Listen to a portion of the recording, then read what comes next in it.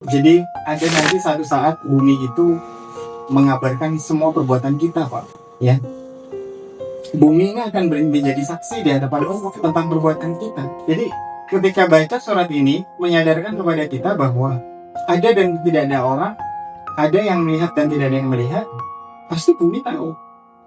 Jadi di antara sekian banyak makhluk Allah yang paling tahu tentang perbuatan kita yaitu bumi. Di antara jajaran-jajaran makhluk Allah yang paling tahu tentang perbuatan kita siapa? Ya bumi. Bukan pasangan kita.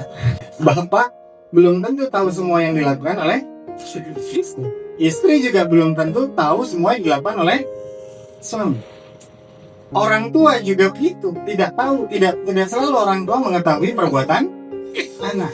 Siapa di antara jajaran makhluk Allah yang paling tahu dan paling bisa mengabarkan seluruh perbuatan kita gitu? Karena dari kita lahir sampai nanti mati ya di bumi kita lakukan. Jadi Bapak Ibu semua yang dirahmati Allah, bumi itu ibarat kamera yang nggak pernah offline, online terus, merekam terus. Jadi ketika kita ada di satu tempat yang tidak ada kamera di sana, yang tidak ada orang di sana, bumi tahu. Ya, bumi tahu. Kelak bumi ini akan mengabarkan kepada Allah, akan menjadi saksi bagi kita di hadapan Allah. Ya Allah, saya bersaksi fulan pada bulan ini, tanggal ini, tahun ini, di jam ini telah melaksanakan sholat duha. Saya saksinya ya Allah. Waktu itu nggak ada orang yang lihat ya Allah. Jangan bilang seperti itu. Begitu pula dengan maksiat, dan dia tahu. Dan bumi ini begitu taat, makhluk Allah ini begitu taat, alam semesta ini begitu taat kepada Allah. Hanya manusia yang seringnya membangkang.